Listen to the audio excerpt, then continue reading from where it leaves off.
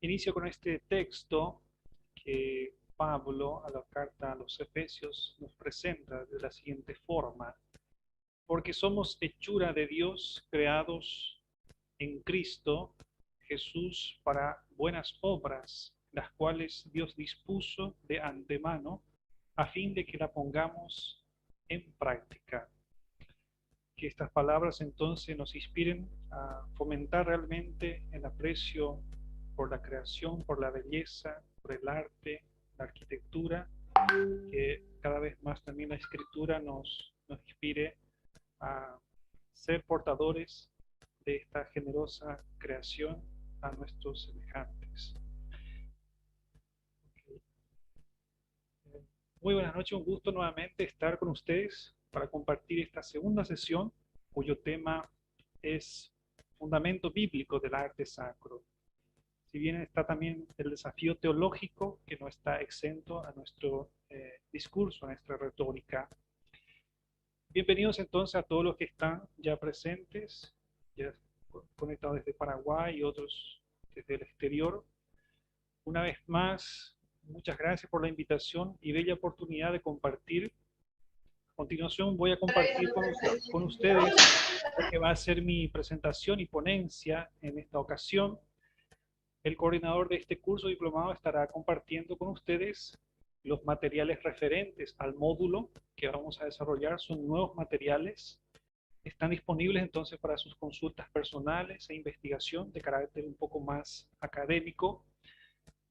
Son libros y artículos con la intención de enriquecer el conocimiento mutuamente. Bueno, entonces la intención es dividir en dos partes nuestro encuentro. La primera va a referirse a una dimensión más teórica, mientras que la segunda parte ya implementando la dimensión más práctica. Entonces teórico y práctico irán caminando juntos. Y práctica digo porque van a ser aplicadas los textos a los personajes bíblicos del Museo de San Ignacio Guazú, que estará a cargo del abogado Clemente Villalba. Entonces la intención es dividir nuestro encuentro así para ilustrar mejor nuestro panorama. Entonces haremos un viaje virtual por el museo con la orientación de una persona que hace bastante años también explica histórica y artísticamente dichas imágenes. Todo eso para valorar una de las misiones más grandes y características de Latinoamérica. Es indudable la organización de las reducciones jesuíticas del Paraguay como ícono, como cuando uno va a España, a Europa, a otros países, y escucha Paraguay, siempre se mencionan las reducciones jesuíticas como eh, algo, como un hito histórico que marca la historia de la cultura. En nuestro estudio, la palabra de la Escritura será masticada, rumiada, meditada, tendría que tener sabor a la hora de aproximarnos a los textos, que ilumine una realidad ya sea histórica y presente. Entonces, el lector eh, tiene que ser capaz de conjugar el pasado histórico y el presente.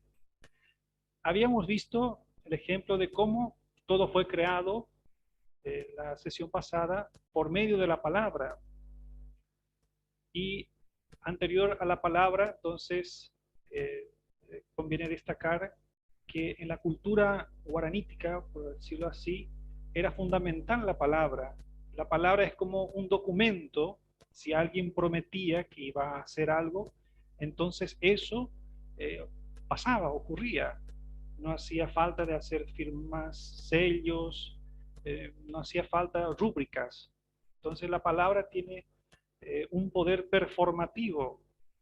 Algo dice la persona y se hace. Qué importante entonces es verdad mantener la rectitud la, en términos del Nuevo Testamento. Hechos de los Apóstoles habla de la parresía con franqueza, hablar con coherencia y lealtad a esa palabra. Así como hemos visto en los textos sacros, tenemos Génesis.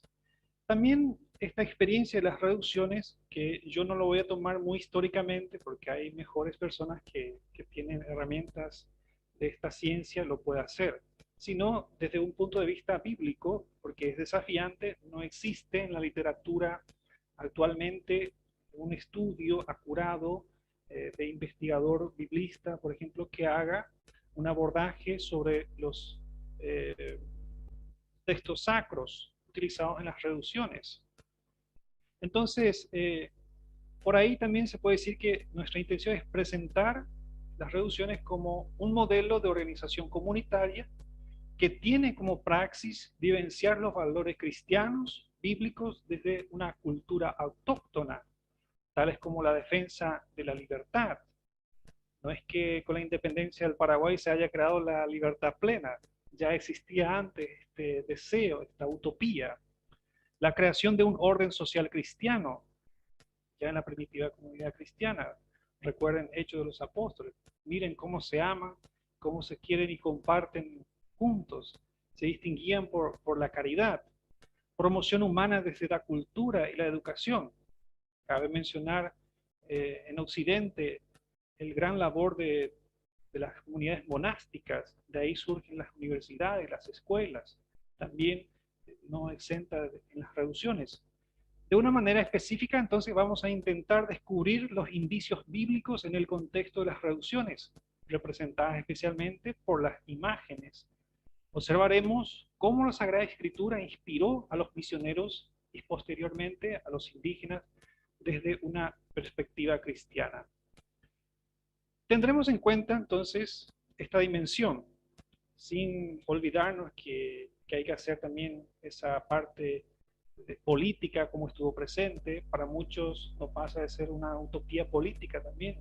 Hay comentaristas que lo expresan, inclusive económico, porque el proceso y la evolución de las reducciones no fue exclusivamente también algo religioso, implica también otras dimensiones de la vida, de la persona. A propósito, entonces, las reducciones impulsadas por el padre general Claudio Acquaviva, estamos hablando del siglo XVI.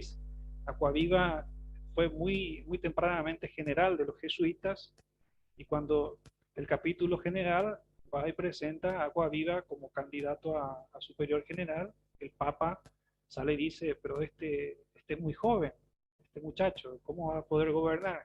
Y Acquaviva responde, eso se cura con el tiempo, o sea que el tiempo va a hacer que él vaya teniendo mayor experiencia. Bueno, fue el general con mayor experiencia en el gobierno vitalicio como general. Entonces, con él empieza toda esta misión de ir hacia los pueblos. Aquí cabe mencionar a San Francisco Javier también, que llegó hasta Japón. Entonces, Acquaviva, contando con el permiso de las autoridades competentes, ya sea políticas, recordando que en aquella época era una sociedad teocrática, entonces se les asignaron los territorios del Paraná a lo largo de los ríos Paraná y Uruguay. Los jesuitas dieron comienzo a estas célebres misiones. Por cierto, las reducciones paraguayas requerían de gran esfuerzo, entusiasmo, disponibilidad y discernimiento.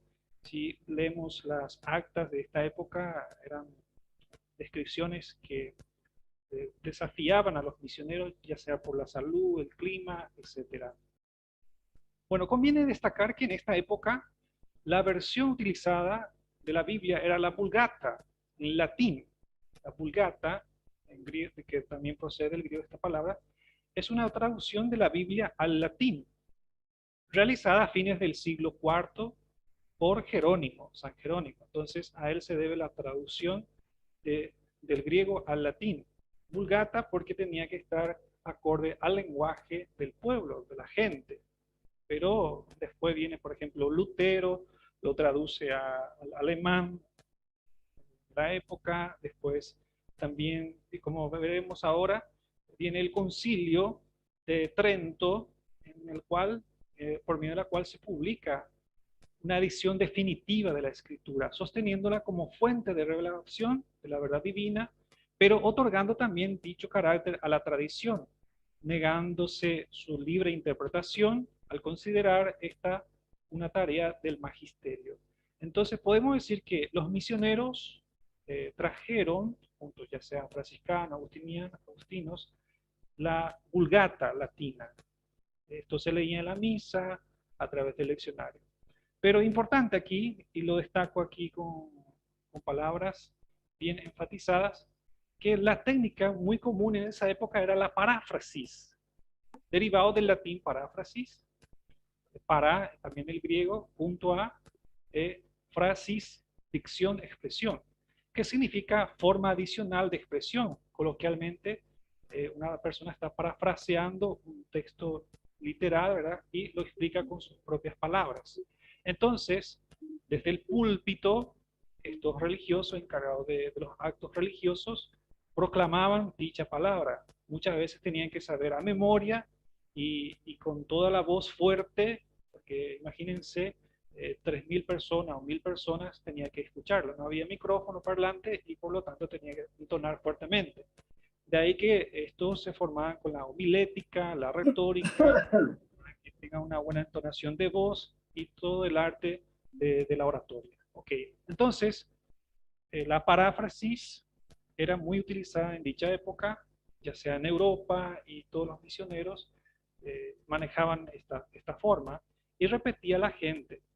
Ahí también surge el Santo Rosario, como mucha gente no sabía leer, y bueno, entonces el Rosario es extraído de la Sagrada Escritura, ya sea el Ave María, el Padre Nuestro, todo eso tiene una raíz en la Sagrada Escritura. Y bueno, la misa era entonces en latín. Veremos más adelante cómo en los museos se conserva. Ok, esta experiencia era de libertad. Si alguien nos puede leer, por favor. Eh, bueno, acá dice arte, espiritualidad y escritura. Aquí, si alguien puede gentilmente leer el texto, por favor. Para libertad fue que Cristo nos hizo libres, por tanto permanezcan firmes y no se sometan otra vez al yugo de esclavitud. Muy bien, muchísimas gracias.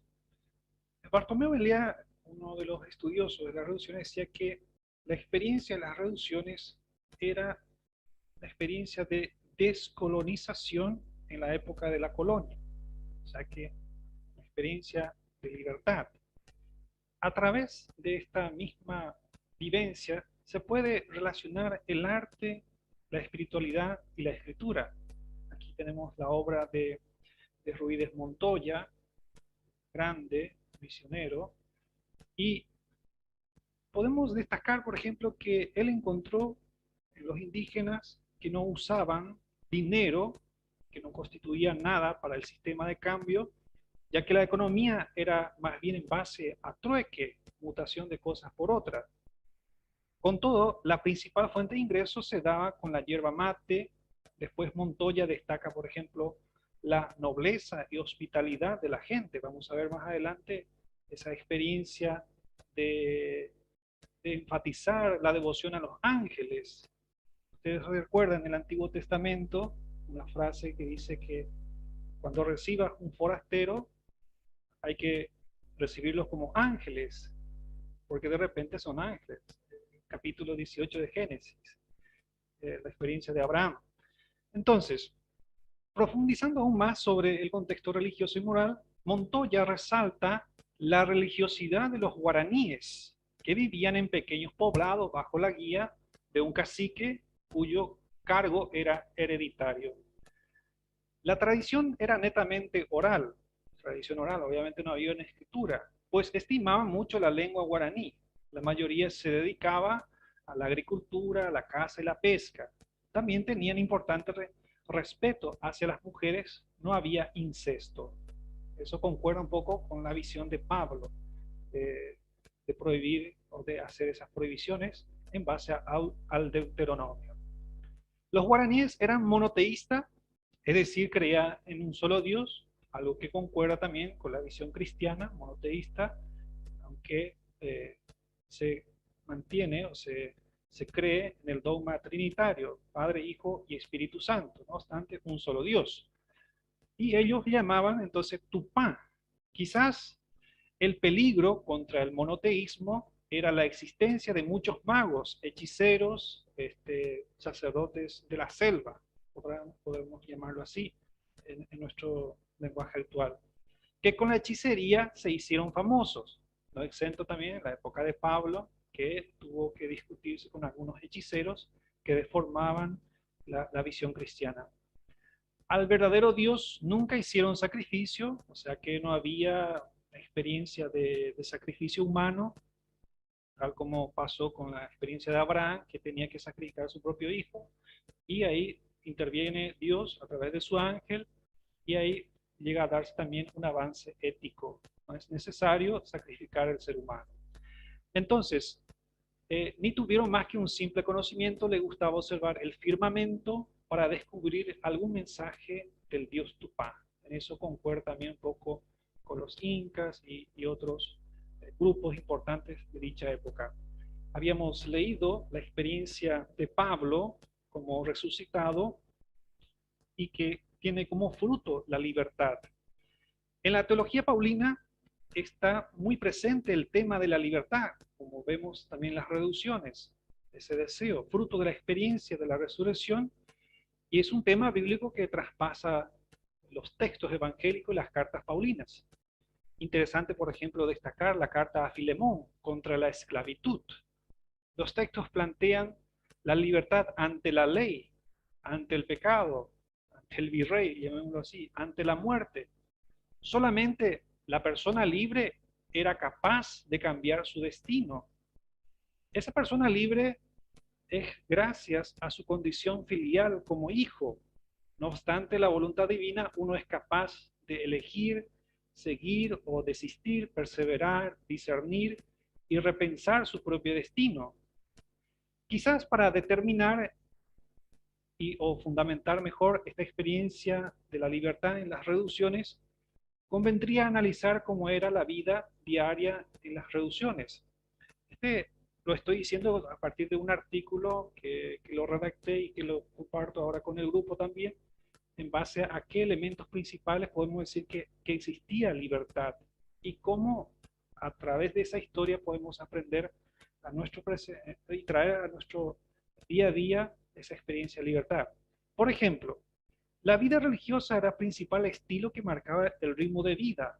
Tanto es que los indígenas rezaban en común desde tempranas horas, participaban de los momentos litúrgicos, en especial de la Santa Misa, de manera ordenada.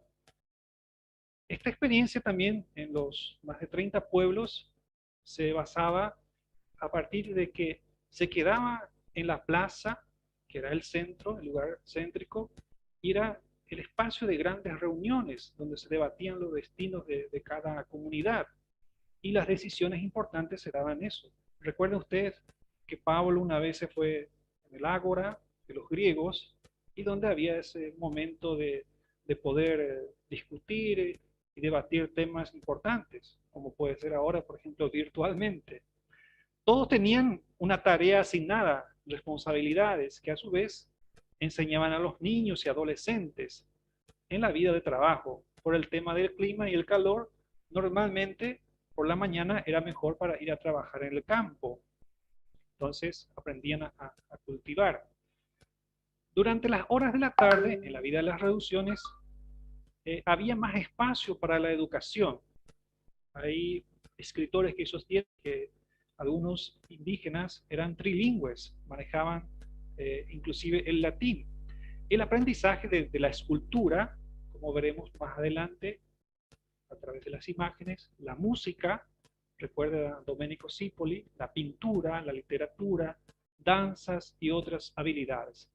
Esto es observar prácticamente la vida humana de forma integral y no estar discutiendo si tenían alma o no. Obviamente aquí ya se subentiende la dignidad que se le ponía a los indígenas, en este caso, en las reducciones. Dice que generalmente los adultos se dedicaban a la agricultura y a la ganadería, como es natural. Después de las mencionadas ocupaciones, toman el mate en círculo, pues hasta hoy en día, bueno, después del COVID, igual, entonces, momento en el cual se compartía las vivencias cotidianas, era casi una práctica social. Ahora, con el toque de la campana, se marcaba el horario de las actividades. Conviene resaltar que en cada pueblo había un reloj solar y que durante la noche había vigilantes por el bien y la seguridad. Entonces, en definitiva, a través de estos elementos podemos decir que las reducciones permitieron una experiencia utópica y de liberación. En ellas se promocionaron la vida cultural, se favorecieron una mejor calidad de vida, integrando lo religioso y la vida cotidiana. Había un filósofo que decía que no existe una semilla tan poderosa como una idea. Si bien esto traspasa una idea, pero era algo poderoso que llegó a transformar la vida de las personas, de la sociedad. Bueno, hasta ahora era todo maravilloso, todo lindo, pero llega también un momento de la experiencia de las dificultades y problemas. ¿Por qué decimos problemas? Porque un problema, efectivamente, para solucionarlo, tiene que acudir a otra persona, tiene que acudir al otro para que lo pueda solucionar. En la experiencia de Pablo, que personifica el tema del pecado, conviene resaltar que para Pablo no existía la figura tanto de Satanás. Si él lo menciona, lo hace una vez, pero siempre coloca el pecado, la muerte y la ley como los enemigos. En algún momento la carne también, como Juan, evangelista. Dice en el último versículo, de manera que ya no soy yo quien hace aquello, sino el pecado que mora en mí. Esta realidad también del pecado estaba presente en tres elementos. La primera fue el ataque reiterado de los bandeirantes brasileños de São Paulo durante los años fundacionales. La segunda dificultad se puede distinguir también por motivo de los tratados de límites entre España y Portugal, llamado así Tratado de Tordesillas. Y la tercera dificultad es la expulsión de los jesuitas por Carlos III en el año 1768. Todo eso entonces implicó que se parara el carro, digamos así, figurativamente, del avance de las reducciones. Ahora, no obstante todas esas dificultades, fue una gran experiencia misionera. ¿Por qué? Varios elementos influyen aquí. Adoptaron aspectos educacionales indígenas a través de la tradición oral, fundamentalmente para enseñar y transmitir las nuevas enseñanzas. Se respetó el sistema jerárquico del cacicazgo. Los indígenas conservaron su forma de vestir. No había ninguna imposición sobre el aspecto exterior. Algunos documentos pontificios declaran que antes que el misionero llegara al lugar donde es destinado, el espíritu ya estaba presente. Entonces se anticipa a la llegada del profeta y del misionero. Entonces las lenguas indígenas persistieron hasta que los mismos jesuitas tenían que aprender a comunicarse en dialectos de cada grupo, y finalmente había una especial estima por las danzas, fiestas, canciones, ritos tradicionales. Y entonces todo eso eran elementos para el discernimiento, llamémoslo así, a través del arte. Entonces se creaba una sociedad efectivamente acorde a la armonía que el Evangelio plantea. Hasta aquí, por favor, si hay alguna pregunta, si alguien quiere intervenir, por favor lo puede hacer tranquilamente.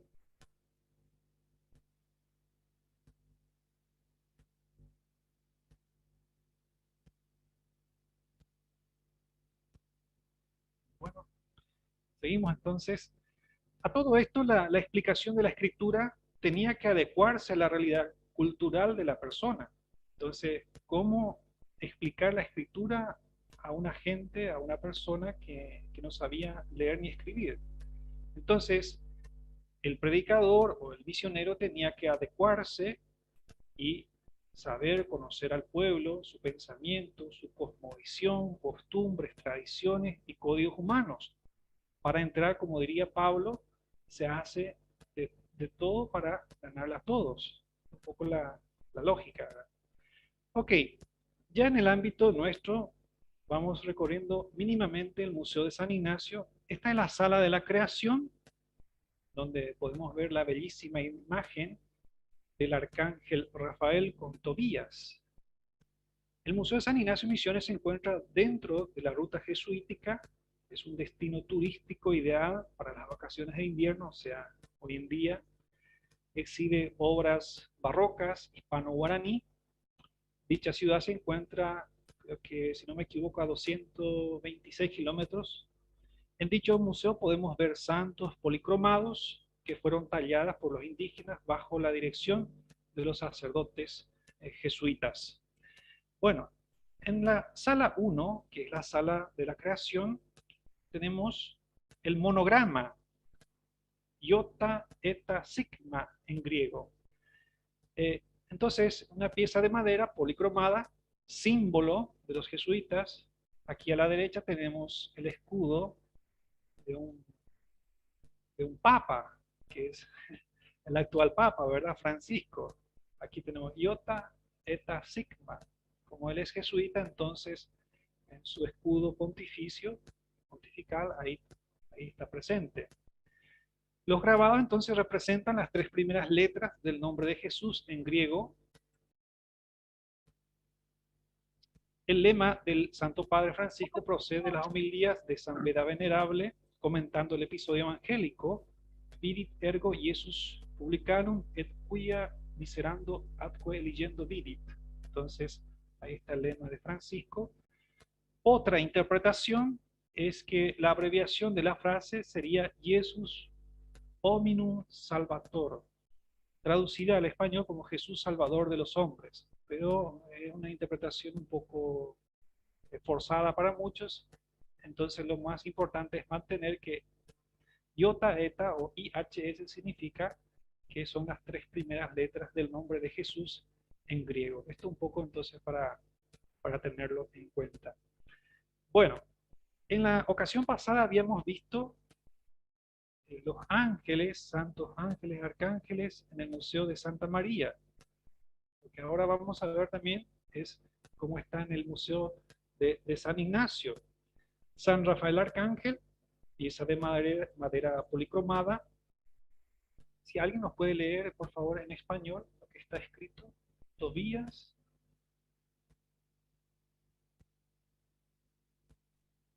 Tobías salió a buscar un guía experto que lo acompañase a Media. Cuando salió se encontró con el ángel Rafael parado, pero no sabía que era un ángel de Dios. Muy bien, muchísimas gracias. Entonces, constituye una de las partes de un conjunto escultural el joven Tobías. Presenta marcadas características europeas.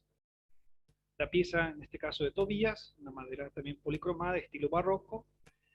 En la Biblia, el arcángel es responsable de las curaciones, en este caso Rafael, en la mayoría de las regiones abrámicas también. Ahora bien, en el cristianismo, Rafael está generalmente asociado a un ángel sin nombre en el Evangelio de Juan. Recuerden cuando el paralítico es curado, quien mantiene las aguas sanadoras de la piscina de Bethesda, aunque es una de las figuras principales del libro de Tobías, como estamos diciendo ahora. Tobías, hijo de Tobit, en un largo y peligroso viaje para conseguirle una esposa piadosa al joven, entonces este ángel lo guía. De ahí que un poco también el protector de los viajeros. Bueno, ya recorriendo todavía en la sala vemos la cabeza de los ángeles. Entonces, dice el texto ahí, sigan amándose unos a otros fraternalmente, no se olviden de practicar la hospitalidad, pues gracias a ella algunos sin saberlo hospedaron ángeles. Es mérito de guardar estas palabras entonces. Las cabezas de los ángeles, también policromada para la ornamentación del antiguo templo. Recordemos que los ángeles tenían una misión siempre, que era de ayudar a los hombres.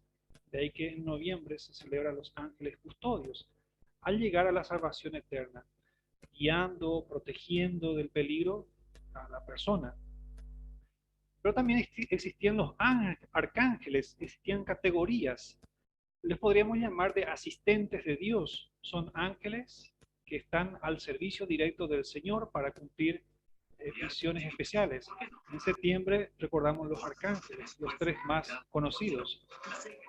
El otro nivel son los querubines, que también en las reducciones están presentes. Es el menor rango de entre los cuatro. Es igual al cupido, que tiene una flechita, más o menos podemos decirlo que son representados así. La Biblia describe a los querubines como mitad humanos, mitad animales, cuya tarea era proteger el jardín de Edén. Entonces, presente en el libro de Génesis. Otra imagen en el museo, el ángel en el monte de los olivos. Si alguien nos puede leer también, por favor. Salió.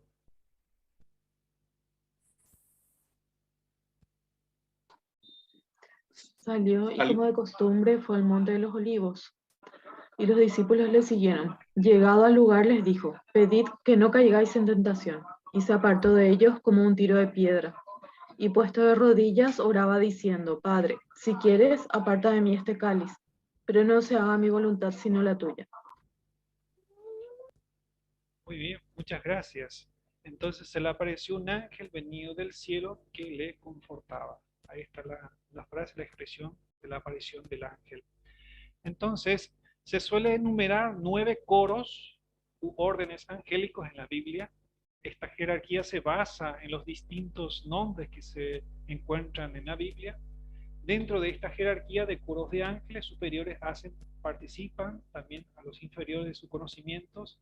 Recuerden cómo Pablo citaba esta cantidad de seres celestiales. Querubines, serafines, tronos, dominaciones, virtudes, potestades, principados, arcángeles y ángeles.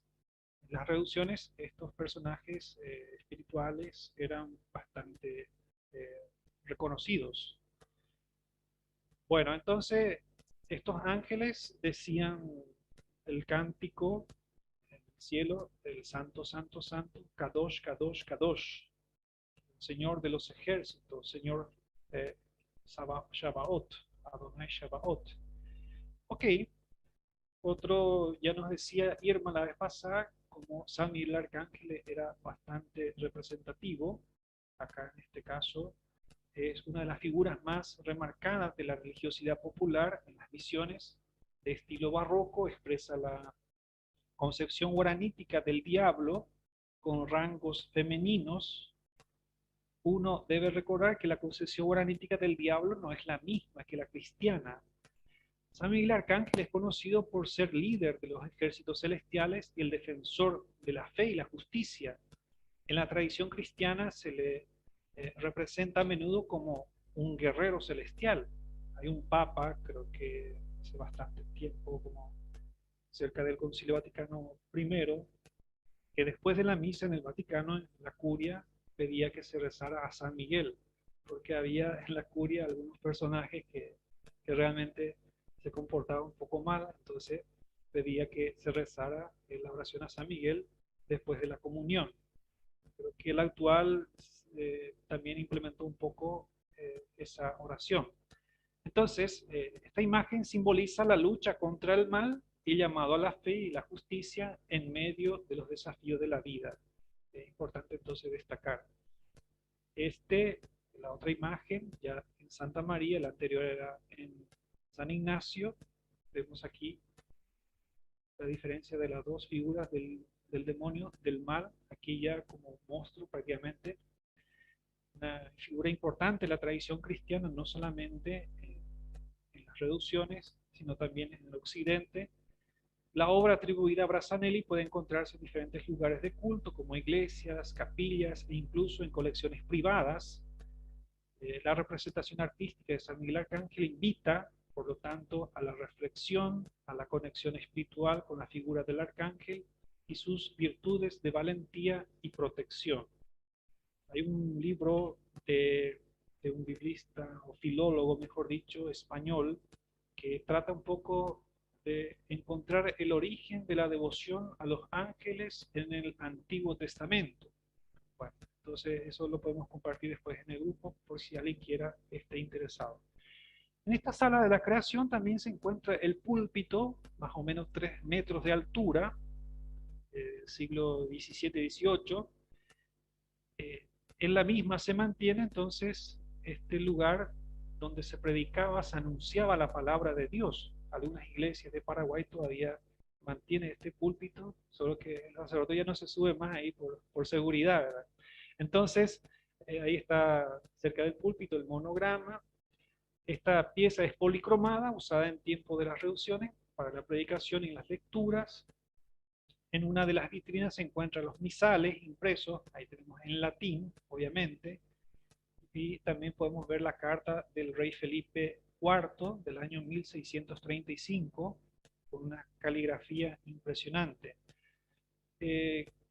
Podemos considerar la existencia que la Sagrada Escritura fundamentalmente estaba contenida en los leccionarios, leccionarium, en latín por supuesto, donde se tenían las lecturas del Antiguo Testamento, del Salmo y del Evangelio. Cabe mencionar que específicamente este conocimiento escriturístico se basaba a través de la liturgia y en ocasiones en la catequesis, en ocasión determinada. Bueno, seguimos avanzando. Vamos entonces adentrarnos ya a la vida de Jesús en una dimensión un poco más cristológica. Habíamos visto en Santa María la escena de la Natividad del Señor. Fundamentalmente es un evento en la historia cristiana y es considerado por los creyentes como el momento en que Dios se hizo humano, sarx engéneto, y la carne se hizo hombre, sarx engéneto, o logos sarx engéneto. El verbo se hizo carne. Según la tradición cristiana, Jesús entonces nace en Belén, una pequeña ciudad de Judea, durante el reinado del rey Herodes, aproximadamente el año 4 antes de Cristo. Esto es todavía digno de discusión entre los especialistas sobre el año de nacimiento. Bueno, ahí vemos los animales. A lo mejor no había un ambú, ¿verdad?, en esa época de la época de Jesús, pero obviamente esto ya es una adecuación cultural. Este estilo de pesebre comienza con San Francisco de Asís, que propagó por toda Europa, ¿verdad?, el tema de los pesebres, la representación de la natividad del Señor. Conviene destacar aquí los textos bíblicos que nos hablan de la infancia de Jesús, en la cual también se presenta importantemente la figura de María, que con José viajaron a Belén debido a un censo ordenado por el emperador romano César Augusto. Cuando llegan a Belén no encuentran alojamiento y bueno, por lo tanto este nacimiento se tiene en un pesebre. Ahí tenemos nuevamente la presencia de los ángeles, los pastores, algunos sabios. Ahí demuestra un poco ya también la, ¿cómo se llama esto?, la universalidad del evento Cristo, del nacimiento de Jesús. Por eso vienen estos sabios que no son reyes, sino megalos, dice el texto griego, estos magos, que ofrecen el regalo oro, incienso y mirra. Bueno, ahí, como ustedes pueden ver, los textos que se refieren a dicho evento. También Mateo lo dice, pero no tanto como Lucas, que es más mariano, que es más de los pobres, de estos desperdiciados, digamos, de la sociedad. Seguimos avanzando. Entonces, en lo profundo de la selva guaraní, en el siglo XVII, se encontraba una pequeña comunidad conocida como Santa María de Fe. Los guaraníes habían construido su hogar en armonía con la naturaleza, en un lugar donde la fe y la espiritualidad se entrelazaban con su vida diaria. Continúa siendo así. Ahí tenemos entonces cerca del museo la comunidad monástica de San José, que también con la experiencia espiritual, de fe y de oración, rescatan estos valores de vida cristiana, inclusive desde la espiritualidad de las reducciones. Bueno, pasando un poco de la infancia, bíblicamente hablando, ya a un Jesús adulto, un Cristo tal también como presenta los evangelios. Sabemos poco de la vida de Jesús, hasta los 12 años, ahí San Ignacio lo llama de vida oculta. Entonces, no es porque esté oculta sustancialmente, sino que porque no hay nada escrito, ya que los evangelios no tenían una intención de describir cronológicamente o biográficamente la vida de Jesús, sino que eran experiencia de fe que también oralmente se fue transmitiendo y después pasó a ser escrito. Ya un Jesús adulto nos presenta a Cristo en el huerto de los Olivos, o a Jesús que ora en Getsemaní, Marcos 14. El contexto bíblico, el relato de Jesús orando en Getsemaní es un momento significativo que ocurrió poco antes de su arresto y crucifixión. Ya habíamos leído entonces anteriormente como cuando el ángel viene a consolarlo. Entonces, en ese momento estaba plenamente consciente de lo que le esperaba, sufrimiento, crucifixión, carga de los pecados, etc. Entonces, Jesús buscó consuelo en la oración, en un momento existencialmente dramático, y mientras Pedro, Santiago y Juan estaban durmiendo. Ahora bien, otra imagen interesante es el Cristo de la columna. Poco a poco nos vamos acercando al final de esta presentación, cuyos relatos tenemos en Mateo, Marcos, Lucas, los sinópticos, independientemente después Juan. Conviene destacar que el misterio pascual es fundamental en la narración de los evangelios. Es una especie de que, digamos que primero los evangelios comienzan por el final. Algunos especialistas dicen que en un primer estadio los textos más antiguos son los de la pasión. Bueno, después veremos en qué concuerdan los distintos relatos, porque los evangelistas concuerdan, tienen un punto en común, pero después narran de forma divergente. Esto no porque no haya entendimiento, sino porque cada experiencia comunitaria, cada autor, cada editor también tiene su vivencia de fe. Cuando nos narra que Jesús estuvo atado en la columna, ahí vemos, dice, entonces Pilato puso en libertad a Barrabás, hijo de Dios o hijo del Padre. Bar significa hijo, papá es el padre en arameo. Y a Jesús, después de haberlo hecho azotar, lo entregó para que fuera crucificado. Normalmente el poste, la columna, estaba a medio cuerpo o bien alto hasta el techo. Son dos interpretaciones que podemos decir. Es una escena evangélica y un tema iconográfico muy frecuente en el arte cristiano dentro del ciclo de la pasión. Esta escena transcurre en el pretorio de Jerusalén, el centro del poder romano, dirigido por un personaje llamado Poncio Pilato, inclusive mencionado en el credo, ¿verdad? A donde Jesucristo ha llegado por segunda vez y última vez tras su paso por distintas instancias, Anás, Caifás y Herodes. Bueno, este momento es cuando surge la famosa frase ecce homo, aquí está el hombre. La columna es a veces representada entonces como algo sustentante o como una pequeña que va hasta la media altura del cuerpo. Podría él haber estado encadenado o atado, eso ya, pero era la forma como se castigaba. A lo mejor Pilato lo quería soltar, pero después entonces, bueno, pasó a decisiones mayores. Según los evangelios del Nuevo Testamento, Jesús fue arrestado por las autoridades judías y romanas. Bueno, hay un libro de Walter Kasper, Jesús el Cristo, dice que Kasper es el teólogo del Papa también, y bueno, es un libro, una descripción cristológica bastante interesante que presenta un poco los motivos de la muerte de Jesús. Cabe mencionar, entonces, Cristo con la cruz que camina. Aquí tenemos una imagen que está en San Ignacio, Misiones, que tiene aproximadamente 1,24 metros. Entonces Pilato se lo entregó para que lo crucificaran. Tomaron a Jesús y cargando él mismo con la cruz.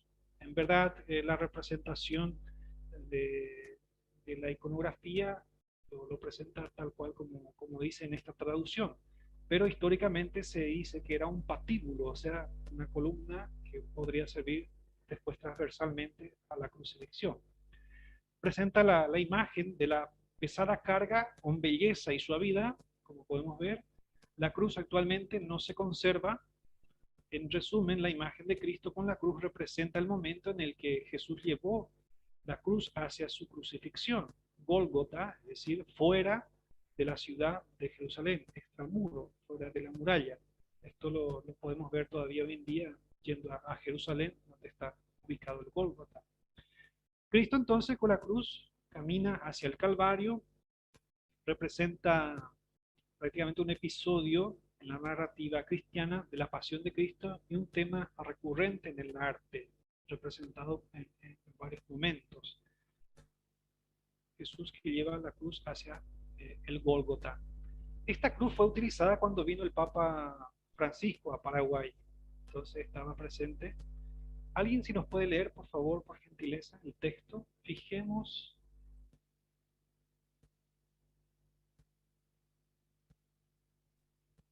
Fijemos la mirada en Jesús, el iniciador y perfeccionador de nuestra fe, quien por el gozo que le esperaba soportó la cruz, menospreciando la vergüenza que ella significaba.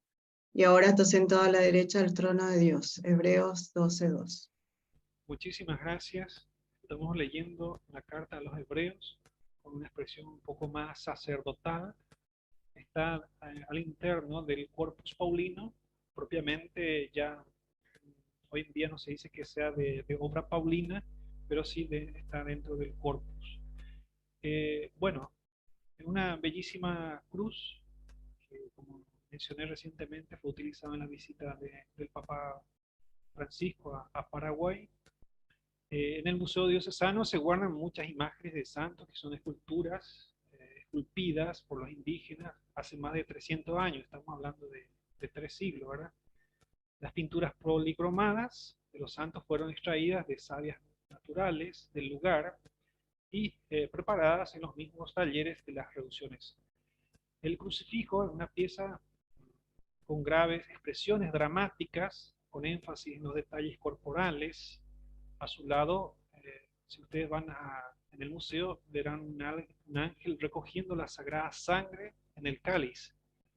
Entonces nos remonta a la crucifixión de Jesús en Judea entre los años 30 y 33.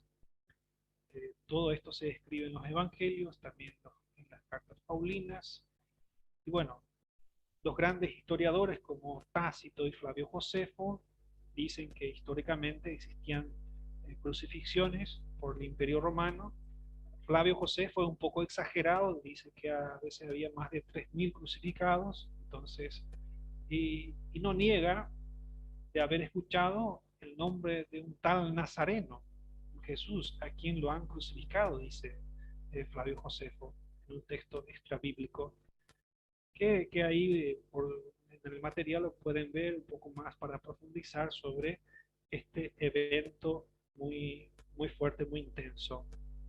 Bueno, en Santa María teníamos la escena de la pasión del Señor, ahí con los personajes, Juan, las tres Marías y todo, ¿verdad?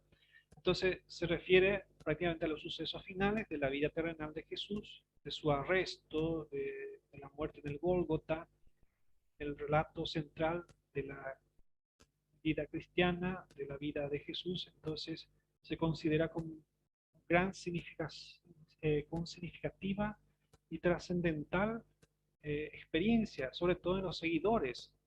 Finalmente, entonces, vamos a ver un poco en qué concuerdan estos evangelistas, en 5 puntos.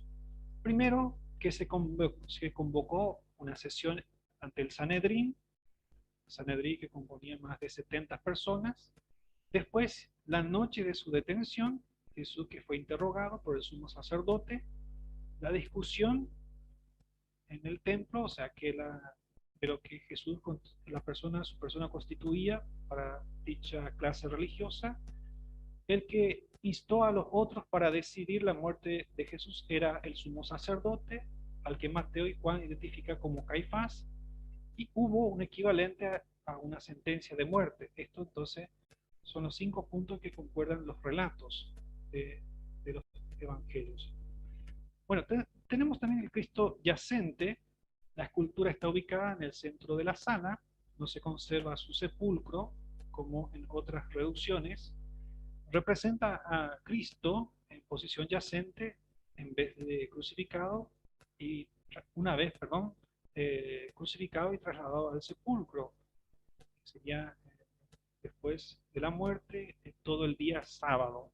Se trata de un tema muy recurrente en la escultura española, también del siglo XVI y XVIII. Cristo está totalmente, no totalmente, sino está desnudo con un pequeño paño que cubre sus partes nobles. El cuerpo de vestido permite ver la anatomía y el padecimiento al que ha sido sometido. Entonces, impresionante todas estas imágenes que conmueven realmente por la expresividad. Después tenemos el Cristo articulado. La característica distintiva de estas representaciones es que poseen articulaciones o partes móviles, como vemos ahí, ¿verdad? Permiten cambiar la posición de los brazos, las piernas, de la cabeza, todo. Entonces, esta representación de Cristo articulado tiene su raíz en la tradición cristiana y se utiliza en diferentes contextos, como iglesias, capillas, hogares, como devoción de contemplación. Al poder ajustar las posiciones de las extremidades y la cabeza, se le puede dar una mayor expresividad a la figura, lo que permite representar diferentes momentos de la vida de Jesús y transmitir mayores emociones. Entonces, toda esa importancia a la hora de transmitir fe y arte. Ok, ahora vemos entonces a Cristo resucitado, que tiene aproximadamente 1,35 centímetros. Otra persona, por favor, si nos puede leer, no se asusten. No se asusten, les dijo. Ustedes buscan a Jesús el Nazareno, el que fue crucificado. Ha resucitado, no está aquí. Miren el lugar donde lo pusieron. Muchísimas gracias. Entonces, es la expresión después de la resurrección.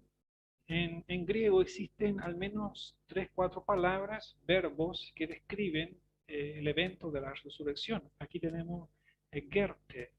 Entonces, ha resucitado en tiempo aoristo medio o pasivo, en algunos casos depende del contexto, para decir que es el Padre el que resucita a Jesús. Él no se resucita por sí solo, sino es el Padre. Ha resucitado, o sea que alguien, ahí entonces, presente la Trinidad. Bueno, el Cristo resucitado, glorioso, triunfante, de acuerdo al Nuevo Testamento, Jesús fue resucitado por Dios, ascendió al cielo, está sentado a la diestra de Dios y volverá de nuevo, que es la parusía, ahora la esperanza cristiana, para cumplir el resto de la profecía mesiánica como la resurrección de los muertos, el juicio final. Recuerden Mateo 25, por ejemplo. Bueno, aquí vemos después Clemente en la segunda sesión, que va a ser dentro de 5 minutos, nos va a explicar mejor artísticamente todas estas expresiones. Genial. Vamos entonces a la figura de María de la resurrección.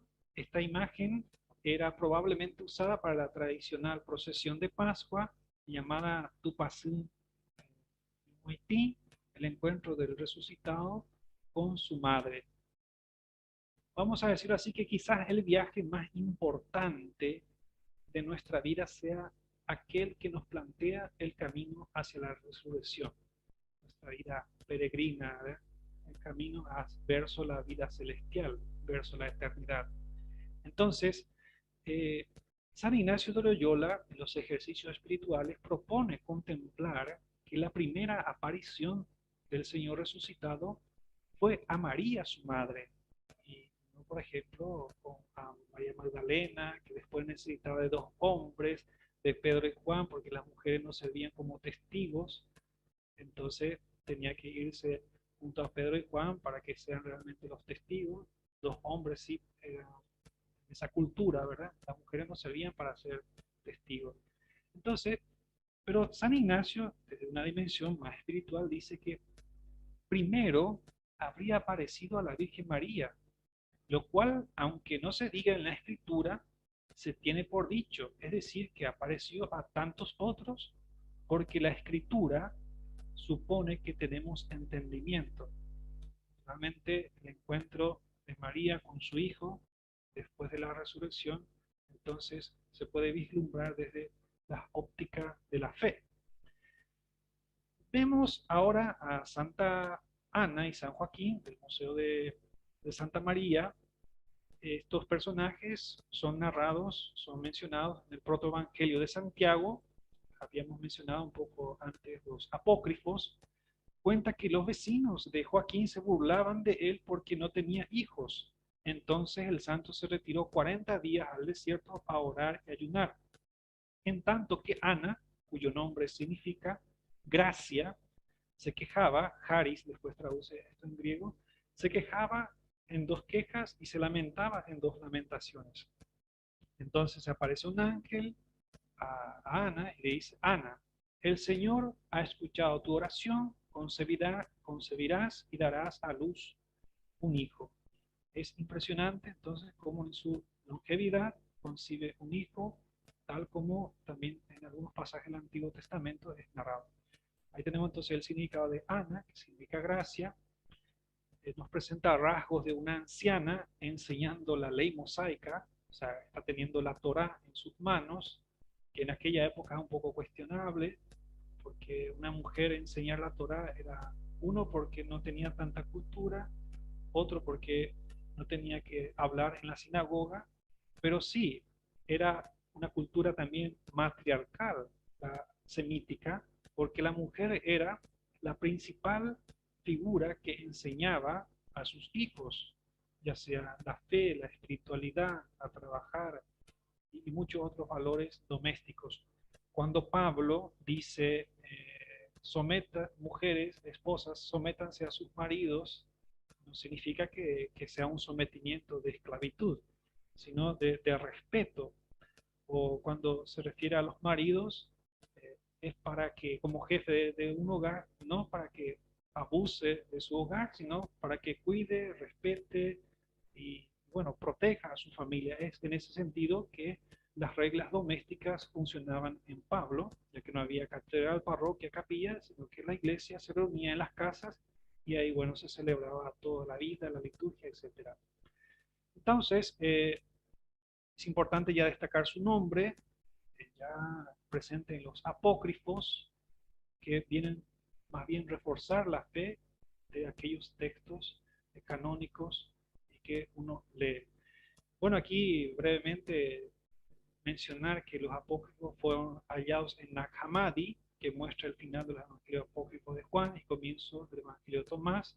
Son textos interesantes sobre la canonicidad de cada texto bíblico. Es muy abundante material lo que tenemos, uno lo puede disfrutar leyendo después personalmente, pero decirles nada más que fundamentalmente el criterio para que un libro entre en el canon bíblico se basaba en la experiencia comunitaria, la apostolicidad, y que tenía que tener fundamentalmente presente el misterio pascual. Uno dice, ¿por qué la didaqué, la doctrina o la enseñanza, no entró en el canon del Nuevo Testamento, siendo uno de los libros bellísimos, escritos bellísimos sobre el Padre Nuestro de la doctrina cristiana? Bueno, ahí tenemos entonces, no entró en el canon porque la comunidad eclesial que va discerniendo ve mejor que sean estos libros y no los otros. Entonces, estos manuscritos de Nag Hammadi no nos deben sorprender, sino que más bien nos deben apoyar a tener la fe. Bueno, me gustaría o me hubiera gustado explayarme más un poco sobre toda la entrada a Pablo, justamente porque es un personaje más estudiado en mi campo, pero esto lo comparto con usted a través de un material. A continuación